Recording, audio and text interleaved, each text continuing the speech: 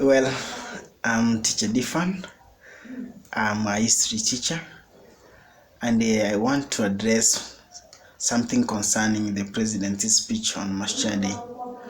On Mashujaa Day, which was on Sunday, the president said this, I quote, "In confronting colonialism, Mekatiriri Wamenza did not seek to free her village or region from occupation by a community. Instead, she resisted the structures and institutions of a system of exploitation and tyranny in the knowledge that defeating it would free a whole nation."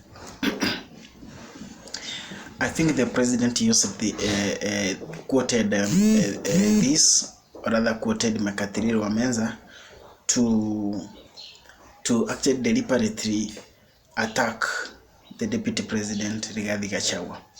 And on this, he quoted and gave a wrong example. I really don't understand who actually wrote the speech of the president. He gave an example of Mekatiriri Wamenza trying to expose Rigathi Gachagua as a regional leader, and actually trying to recognize Mekatiriri Wamenza as a national leader. But in this case, to be reality, it is on record that we find Mekatiriri Wamenza in our books. In our books, that Mekatiriri Wamenza was the leader of the Agiriama. Mekatiriri Wamenza was the leader of the Agiriama, which means she was representing the Agiriama. She was representing the Agiriama. Therefore, that's why we have the Agiriama resistance, which means these are the issues of the Agiriama. That's why we have the Nandi resistance, which tells you those are the issues of the Nandi. That's why we have the Bukusu resistance, which tells you those are the issues of the Bukusu. But the president deliberately actually concealed the truth. He concealed facts. He actually eliminated talking about the Maumau, which was the largest revolt group in Kenya, actually, which led to the independence of Kenya. There is no way you can mention of independence without mentioning Maumau. Even if you had issues with Rigathi Gachagua, you could have not ignored mentioning something to do with the Maumau. Remember, the Mekatiriri Wamenza, the Agiriama, only 250 people who died in the Agiriama resistance. But in the Maumau resistance, over 11,000 people died. So how can you recognize a community?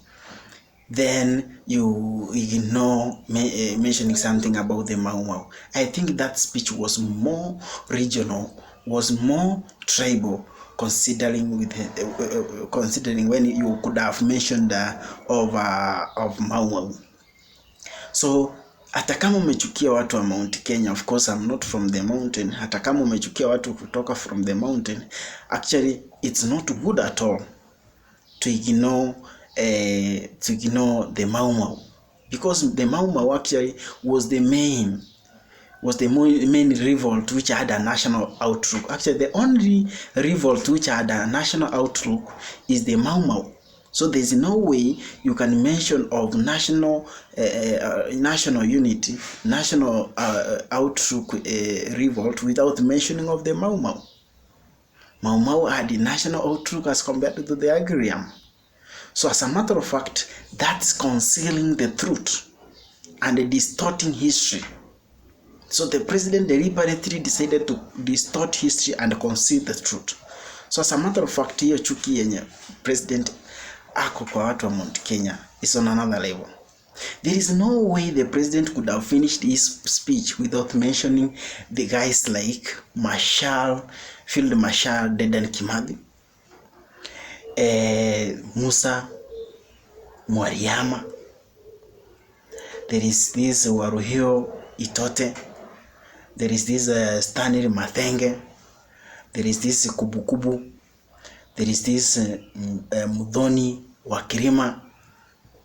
So how did you decide to ignore such a people who fought for the independence of this country in the name of fighting Rigathi Gachagua in your own speech.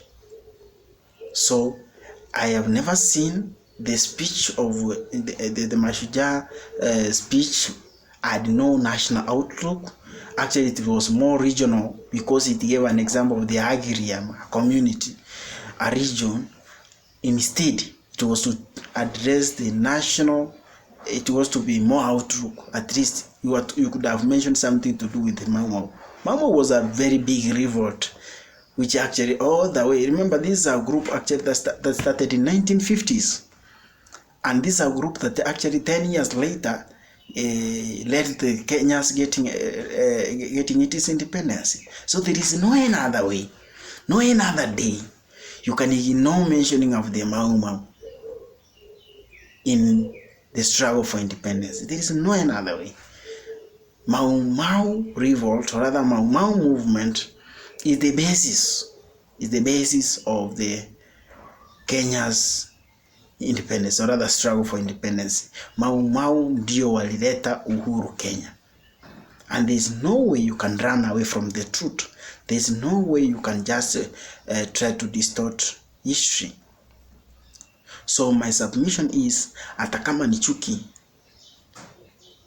the Maumau movement, it was to be mentioned, because of course we are aware that the Maumau movement comprised of the Kikuyu, the Embu, the Ameru, the Mt.Kenya region actually was the one actually which was leading this movement. So as much as unachukia watu wa mlima, I don't think it was in order to ignore the Maumau movement in your speech. Thank you.